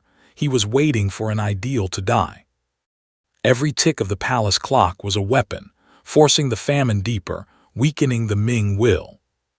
The emperor lowered the scroll. The words of the scholars, so glorious and pure, felt like lead chains wrapped around his neck. He could envision the glorious, eternal page he would occupy in history if he chose the blade, a hero. He could also see the mass grave his choice would create for his people in the years of bloodshed that would surely follow. He was the last Ming, and he had to choose between the glory of his own immortal name and the simple, quiet survival of 1,000,000 souls in the capital city. His voice, when it finally broke the chamber's silence, was not the weary tone of a boy prepared to quit. It was the sharp, testing voice of a king who was seeking one last, impossible path between the sacrificial altar and the surrender table. He did not speak to the scroll or to the generals. He looked toward the only official who commanded a direct line of communication with the Qing fleet. The boy emperor spoke 3 words, asking not for peace, but for the price of mercy. He was not yet conceding. He was asking the ultimate, final question of a war-weary world. What is the single, non-negotiable term of our surrender? The question traveled across the cold, damp air of the harbor. It was a fragile thread of hope, carried by a small, unmarked boat, handed from a king to a spy. It was the sound of a great dynasty at the absolute limit of its endurance, whispering to the enemy outside the walls. The message reached the flagship where Prince Dorgan sat. He was not in a general's command tent or upon a gilded throne, but in a small, well-heated chamber, surrounded by maps and official seals. He took the note, unfolded it slowly, and his sharp, clear eyes registered the 3 words that sealed the fate of the Ming. He did not smile. He simply nodded, a gesture of absolute finality confirming the obvious truth. The patient, agonizing siege had done its work. The Ming emperor had not been defeated by cannon fire, but by the relentless mathematics of starvation. Dorgan understood the 3 words perfectly. It was the sound of a dynasty running out of clock, not out of courage. His reply was devastatingly simple. It contained no threats of immediate execution, no demands for gold or territory. Dorgan was not interested in plunder. He was interested in permanence. He asked for no blood. He asked only for a signature. The single, non-negotiable term of surrender was that the emperor himself must prepare and sign an official, hand-written decree. A formal edict stating that the Ming dynasty, after 300 years, had voluntarily relinquished the mandate of heaven. It was the ultimate cosmic cruelty. Dorgan demanded that the transition not be viewed by history as a brutal conquest by foreign barbarians, but as a legitimate, ordained transfer of celestial power. The Qing would not be seen as invaders, but as the rightful, necessary successors chosen by the universe itself. The document would transform Dorgan's conquest into a glorious act of historical fulfillment. The greatest victory was not over the Ming army, but over the Ming idea. When the official, pale and shaking, brought the sealed reply back to the Forbidden City, the chamber fell into a deeper silence than before. The generals had been ready for war. They had been ready for heroic death. They were not ready for this. The emperor took the document. He read the simple, elegant calligraphy that outlined the terms. The words did not feel like chains this time. They felt like acid, eating away at the legacy of his ancestors. To sign this decree was not mere surrender. It was the complete, ultimate betrayal of everything the Ming stood for. It meant admitting, for all time, that the great, pure Han ideal had failed, that the power handed down by the first, brilliant Emperor Hongwu had been found wanting by the heavens themselves, and that a foreign power was now the true, chosen caretaker of the Chinese world. He had been prepared to die a martyr, a hero whose name would be spoken with reverence for 1,000 years. He had been asked instead to live, or to die, as history's most profound traitor. His sacrifice would not save his soul, it would damn his name forever, enshrining the enemy's right to rule. A pen, not a sword, was to be the instrument of his total destruction. The palace officials watched, their faces drawn tight with fear and anticipation. Outside the walls, the cold wind shifted, bringing with it the faint, sickly smell of the starving districts. Every hour he hesitated was 1,000 lives lost. Every hour he hesitated made Dorgan's claims seem more and more legitimate. A small table was brought before the throne. On it sat the heavy, polished seal of the Ming Dynasty, unused for days. Beside it, a scroll lay half-rolled, its paper clean and pristine, waiting only for the single, devastating line of writing. The boy emperor stood over the table. His hand, shaking slightly, reached out not for the brush but for the seal. He hovered, suspended between an immortal, glorious name and the simple, quiet survival of 1,000,000 souls in the capital.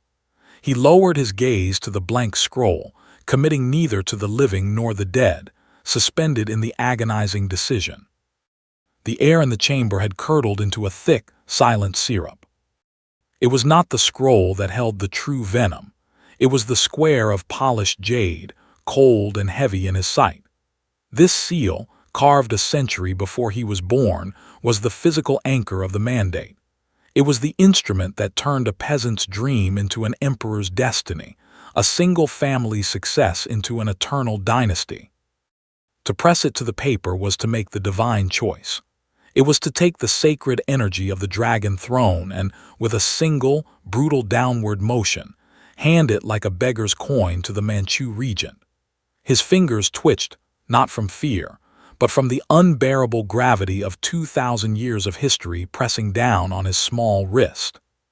He could hear the dead, roaring from the long, dark halls of the Forbidden City. His ancestors, the great Hongwu, the Yongle emperor who built this stone mountain, they did not live to surrender. They lived to fight, to expand, to kill and be killed in the name of the true Han succession. Honor demanded the sword. History demanded the refusal. He saw in his mind the face of Dorgan, the cold, pragmatic logic of the Manchu commander. Your death will only feed the fires of war, Dorgan had whispered through his envoys. Your life is irrelevant. The people's lives are not. The choice was never between life and death for himself. It was between an immortal name or 1,000,000 simple, quiet graves just outside the walls. The faint, cold smell of the wind returned, carrying the fainter, colder odor of desperation. It was this smell, not the threat of the Manchu sword, that broke him. He could not be a martyr whose funeral pyre was built from the bodies of his own people. He let go of the idea of heroism. He embraced the horror of the practical. His hand fell, no longer trembling but steady with the awful resolution of a condemned man. He did not reach for the brush. A signature felt too personal, too much like a confession of his own weakness. The seal. The seal was impersonal. It was the mechanism of state, an abstract machine doing a terrible, necessary job. His fingers closed around the cold jade handle. He lifted it. For a fraction of a second, the light from the tall window caught the polished stone, and the entire weight of the Ming world balanced on his palm. He held it high, higher than his head, in a final, involuntary salute to the vanished glory. Then, with a sound that felt like tearing silk in the deep silence of the hall, he brought it down. Thump! The jade seal rose again, leaving behind a single, wet, crimson impression on the white paper. The mark was perfect. The mark was final. It was the color of blood, but it was not his blood. It was the spilled, eternal blood of the dynasty itself. The palace officials dared not move, staring at the fresh, damning ink. It was done. The mandate of heaven had formally, legally been relinquished by its last hand-holder. The quiet of the room was a lie. The sound of that seal falling was not contained by the palace walls. It was a tremor that shook the foundations of the Chinese world, announcing to every starving, waiting soul that the final age of the sons of the Han was finished. The north wind was now truly coming for them all, and it carried with it the heavy, thundering sound of the new conqueror's iron cavalry, already moving toward the gate, already claiming the city that had just been sacrificed. The quiet of the room was a lie. The sound of that seal falling was not contained by the palace walls. It was a tremor that shook the foundations of the Chinese world, announcing to every starving, waiting soul that the final age of the sons of the Han was finished. The north wind was now truly coming for them all, and it carried with it the heavy, thundering sound of the new conqueror's iron cavalry, already moving toward the gate, already claiming the city that had just been sacrificed. The surrender was a silent, internal act of the heart, signed on a small piece of paper. The final delivery of the realm, however, would require a man of iron and a far more brutal choice. That man was General Wu Sangui. He stood at the extreme eastern edge of the No. In world at Shanhaiguan. This was the place where the Great Wall, the very spine of China, finally plunged its last stones into the cold foam of the Bohai Sea. The pass was not merely a fort. It was the anchor of the entire Ming Empire, the last hard psychological barrier against the endless threat of the northern steppe. The quiet surrender of the capital was an act of the mind. This would be an act of the body, a shattering of the physical defense. The wind howled past him, carrying the dust of 200 years of Ming rule, lifting it and scattering it to the north. His decision would determine whether that dust settled back onto the fields of China or was swept away by a foreign gale forever. He knew the cost. Every soldier under his command, every ancestor, every drop of blood spilled for the Ming standard demanded one path: resistance. Yet another voice whispered, a terrible pragmatism born of desperation. The general looked north at the disciplined power of the Qing camp, and then he looked south at the chaos of the collapsing Ming government, the bandits, the riots, the hollowed-out, treacherous court. He was a loyal man, driven to an impossible choice by disloyal masters. The Ming court had failed him, had failed his own family, leaving them vulnerable to the violent bandit forces raging behind him. He realized with a terrible clarity that the only thing left to save was the civilization itself, even if it meant delivering it into the hands of the barbarian. The choice was a betrayal of the ruler, yes, but perhaps it was the last, bitter fidelity to the land. The conqueror waiting on the other side was not a man of soft silk and calligraphy, but of cold leather and the saddle. He was Dorgan, regent, prince, the true power behind the rising banner of the Qing. For generations his people had waited, a patient, frozen ocean held back by the crumbling stones of the wall. Now the wall was irrelevant. It had become a monument to a past fear, not a present defense. Dorgan did not see stone, he saw a path. He knew the mandate of heaven was not a gift to be inherited, but a thing to be earned with disciplined steel and flawless execution. The general gave the order. The great, thick iron bolts were drawn back. The sound reverberated for miles, a slow, metallic grinding that announced the end of one civilization and the violent birth of another. The two massive wooden gates, carved with long-forgotten battle scenes, did not swing open in welcome. They were forced apart, a monumental, screaming tear in the fabric of the nation. The sun was gone now, and the first to enter were the banner men, not the disorganized, looting horde of the bandits, but a frightening vision of unity. The riders were silent, disciplined, their standards of pure yellow and blue held high against the darkening sky. Their horses were vast and black, their armor simple, polished steel. They were the embodiment of the north wind. They did not shout, they moved, a cold, heavy river of iron and animal muscle pouring into the throat of the Chinese world. The only sound was the thousands of hooves on the ancient paving stones. Thump, thump, Thump.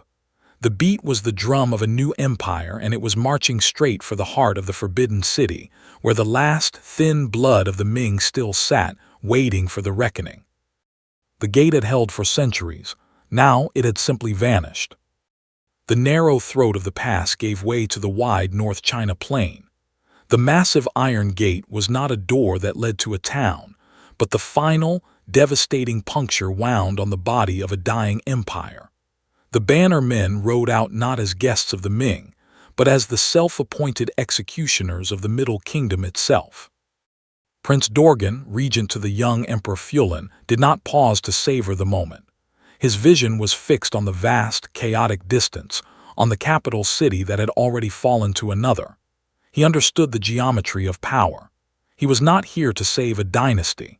He was here to collect the debt owed to his people, a debt centuries in the making, and to seize the political reality of an empty throne. The Chinese saw a rescue mission, a necessary evil. Dorgan saw an opportunity carved from the absolute ruin of the Ming house. He had been invited into the courtyard. Now he would take the palace. Beijing was not waiting, empty and terrified. It was already choked with the stench of new ambition. The bandit emperor, Li Zicheng, the roaming king, had already completed the first act of the tragedy. He had captured the capital, driven the last Ming emperor to suicide by hanging himself on Coal Hill, and now sat uneasily on the dragon throne. Dorgan was not marching on the exhausted remnants of the Ming. He was marching on the peasant who thought he could simply steal the mandate of heaven with a knife, and a chaotic army of desperate men. The Manchu forces moved with a cold, terrifying efficiency that the Ming had long forgotten. While the peasant armies were busy looting the priceless porcelain and celebrating a victory already tainted by their own excess, the banner men moved with a singular, hungry focus. They traveled light, slept in their saddle blankets, and consumed the distance between the wall and the capital with every stride of their great horses. They were a force forged in the harsh, unforgiving world beyond the timber line, a world that did not understand delay. They understood conquest. This was not a war of liberation. It was a race for legitimacy. The field of reckoning was set, a clash not between the old dynasty and the invaders, but between the brutal chaos of the peasant rebellion and the disciplined steel of the conquering North. The fate of 400 million people would be decided by two armies that both arrived as outsiders, both claiming to represent the new age.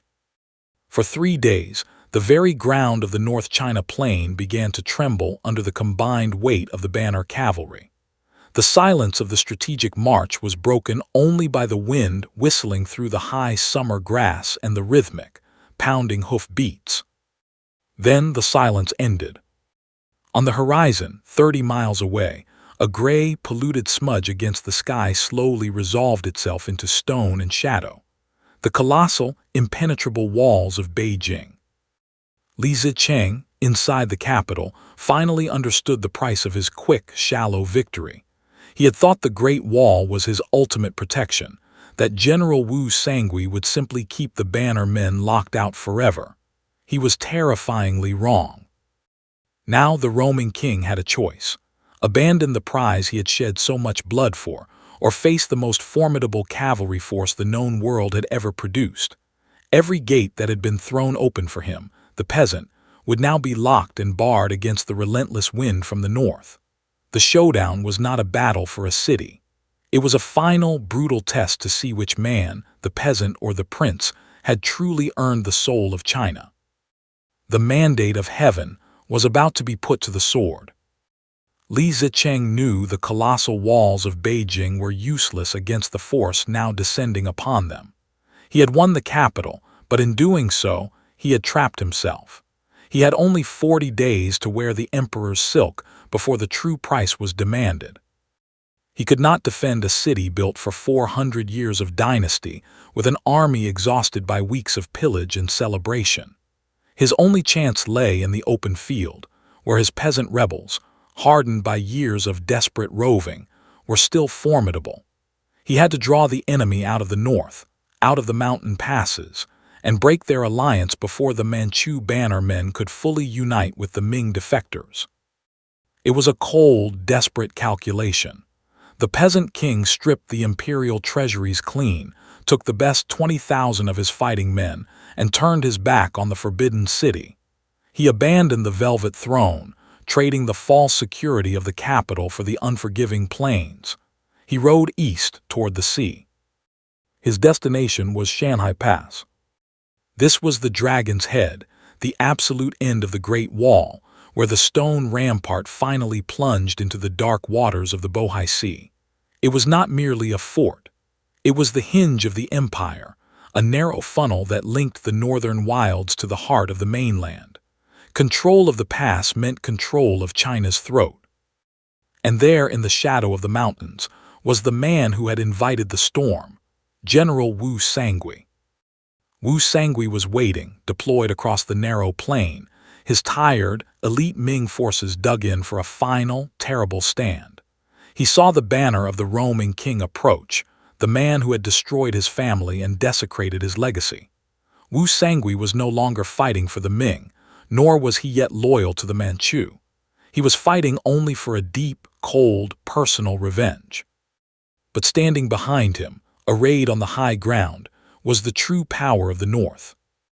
Regent Dorgan, the prince of the Manchu, surveyed the scene from a rise.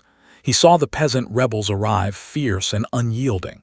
He saw Wu Sangui's exhausted but disciplined forces. He saw the field, a natural slaughterhouse hemmed in by the mountains and the sea.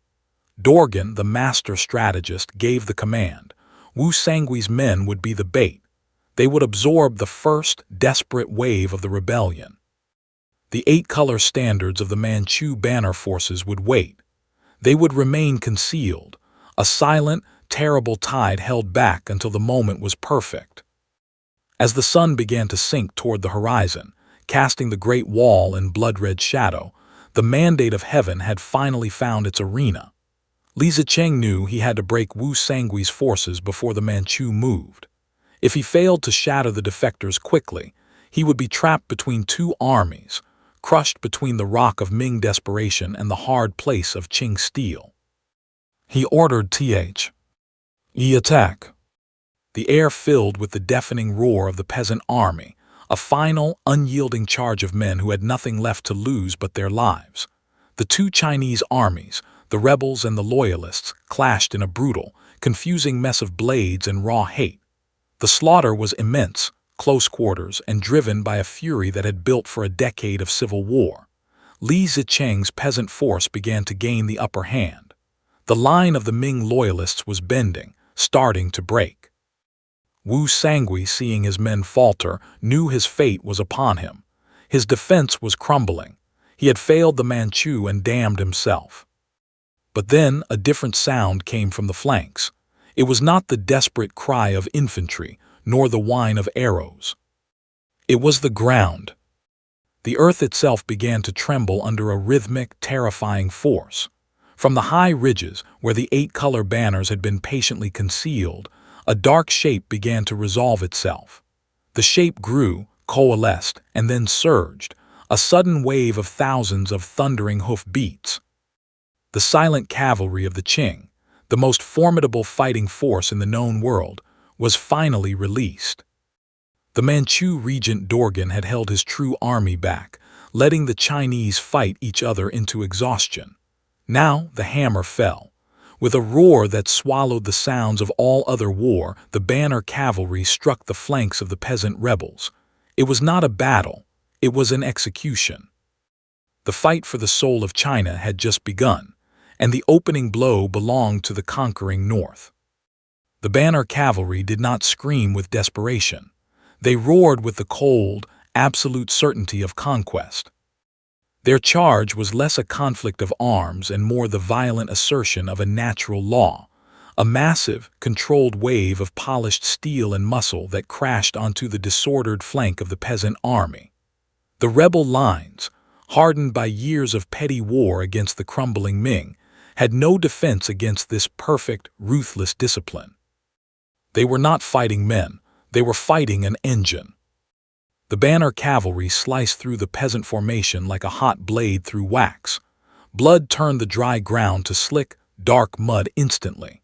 The peasant fighters, the men who had dreamed of a world without starvation, who had faced provincial governors and starving Ming generals, had never seen warfare like this. They were surrounded, overwhelmed by a dizzying speed that defied their understanding of combat. Hope died in the mud, quickly and without ceremony. Li Zicheng, the self-proclaimed emperor of the Great Shun, stood helpless on a small rise, watching the utter obliteration of his power. He had dared to seize the capital, he had driven the Ming emperor to suicide, and for a single, incandescent month, he had sat on the edge of the dragon throne. Now, in this brutal hour, all of it was collapsing into a haze of smoke and screams. He offered no rallying cry. He issued no new orders.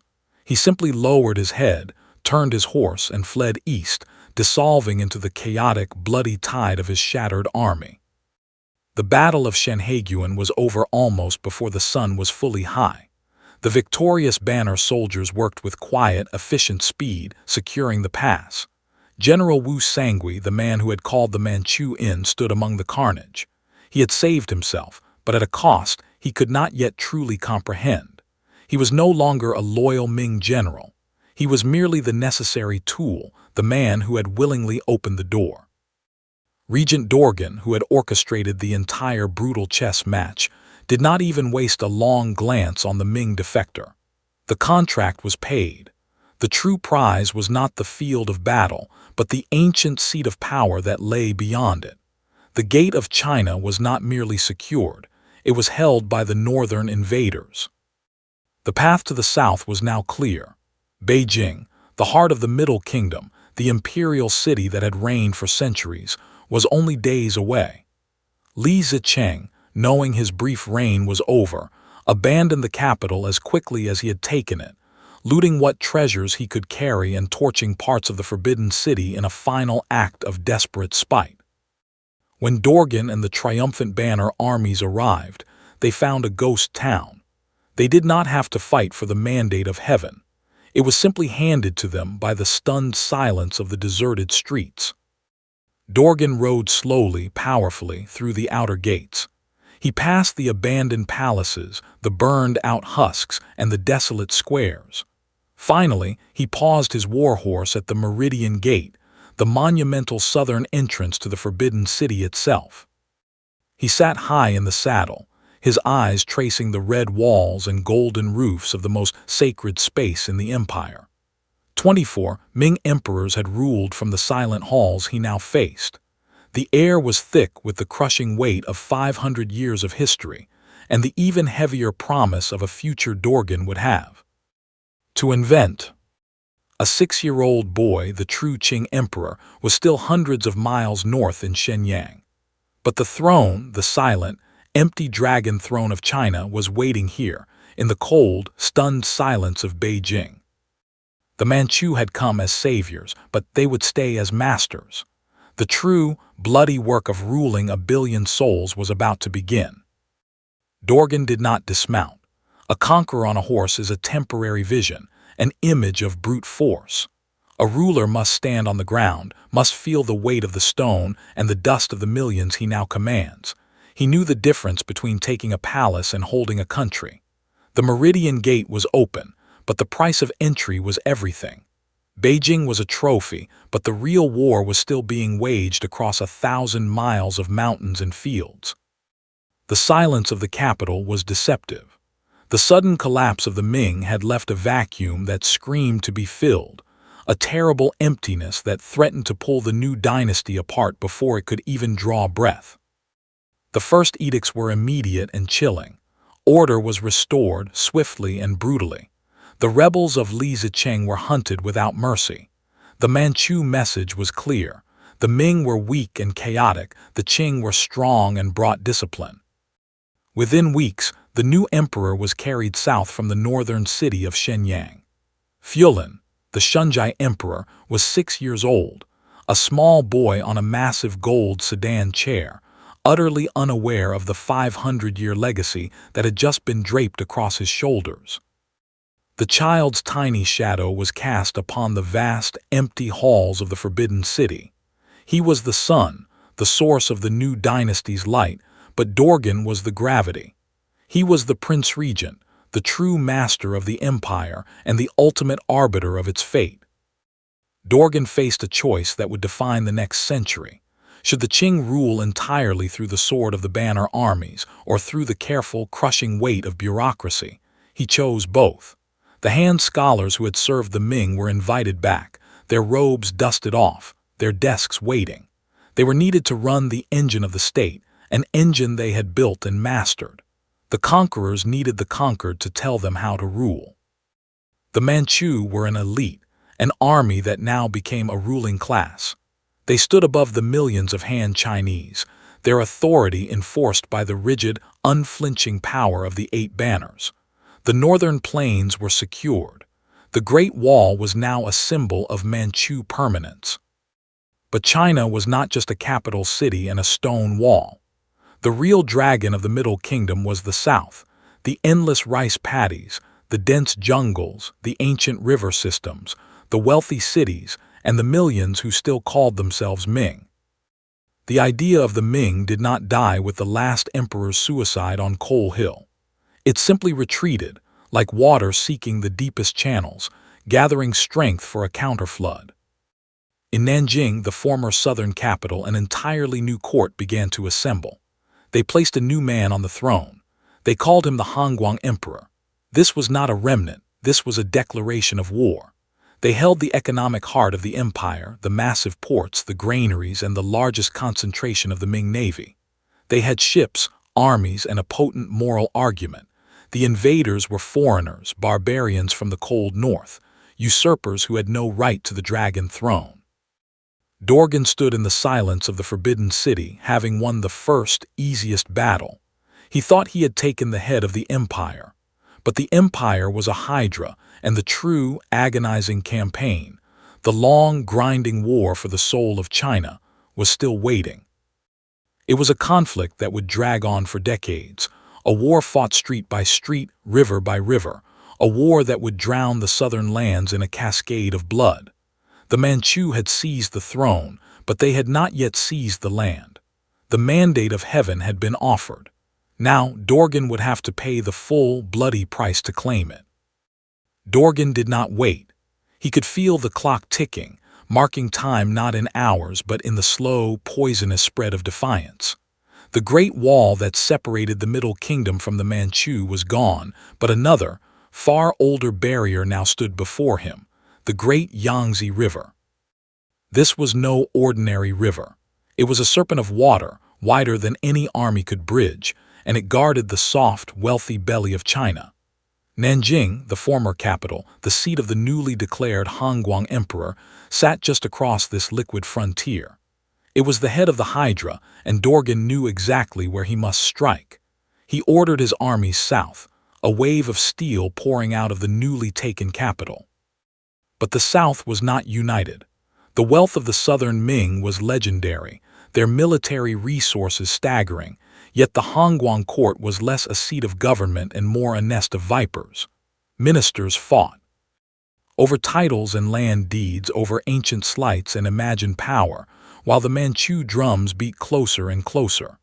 The loyalists had gold, they had rice, they had the ships, but they lacked a single spine. The defense of the river was a tragedy of corruption and neglect, undone by treachery long before the first Qing soldier arrived. The Grand Defense Fleet, which should have been the final, impenetrable barrier, was instead a fleet of paper promises. When the Qing banners finally appeared on the northern bank in the spring of 1645, the massive Ming defense simply melted away. Commanders surrendered their forts without firing a shot. Key passes were abandoned overnight. The Hongguang Emperor, a man more interested in theatrical ceremonies and escaping palace debts than in war, fled his own court, abandoning the city to its fate. He was soon betrayed by his own retinue, captured, and sent north in chains, another failed emperor destined for execution. In the summer of 1645, the great southern capital, the symbolic heart of the Ming resistance, fell like a spoiled fruit, bloodless and quick. The Qing had seized not just the throne in Beijing, but the wealthiest and most strategic city on the entire southern coast. The speed of the conquest was terrifying. It was a stunning, seemingly final victory. But Dorgan's generals quickly learned that taking the capital was only the first chapter of a much darker book. The Hongguang emperor was gone, the court scattered, but the idea of the Ming was still everywhere. The dragon had lost its head, but the body was too immense, too vast to simply lie down. New princes and minor imperial relatives rose up in every province, the Prince of Tang, the Prince of Gui. They were backed not by ministers but by regional warlords and hardened veterans, men who had nothing left to lose. The war dissolved, spreading across the landscape, moving into the mountain passes, the deep forests, and the unmapped coastal inlets. It was no longer a war between two armies. It was a war of occupation, a brutal, messy counterinsurgency. The resistance was bitter and seemingly endless. It was a war of small, sudden deaths, ambushes in the rice paddies, assassinations in the marketplace. Dorgan realized his mistake. He had taken the heart, but the South was fighting with its fists and teeth, unwilling to accept the rule of a foreign race. He needed to break the will of the South, not just its armies. He needed an act so profoundly brutal that the very sound of the Manchu name would silence the streets and shatter all thoughts of defiance. His target, the immensely wealthy and strategically vital city of Yongzheng. The siege was long, and the city's defense, led by a steadfast Ming official named Cixi, was ferocious.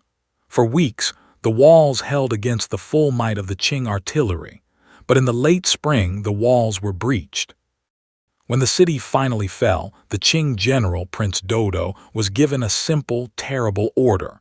He was to turn the city into a lesson written in smoke, fire, and the screams of the innocent. What happened next would be called the 10 Days of Yongzheng. It was the moment the Qing officially abandoned the role of liberators and adopted the mantle of pure, unadulterated terror. The price for the mandate of heaven had just begun to be paid. The narrative ends, but the story of the Qing, like all great empires, never truly disappears. It simply turns into a different kind of silence. For 300 years, the Azangiaro clan held the mandate of heaven, believing their rule was a fixed star in the eastern sky. They built a world of silk and jade, of rigid ritual and unyielding tradition. They faced the guns of the West with the pride of a dragon, and they discovered that even a dragon can bleed. Now, looking back across the chasm of time, we see not a sudden collapse, but a slow geological shift. The immense pressure of thousands of years of imperial history, the sheer weight of 1 billion people, finally fractured the foundations. It wasn't just the opium or the foreign cannon fire that brought the Forbidden City down. It was the absolute exhaustion of holding onto an impossible past. Think of the final Empress Dowager, Longyu, signing the abdication decree.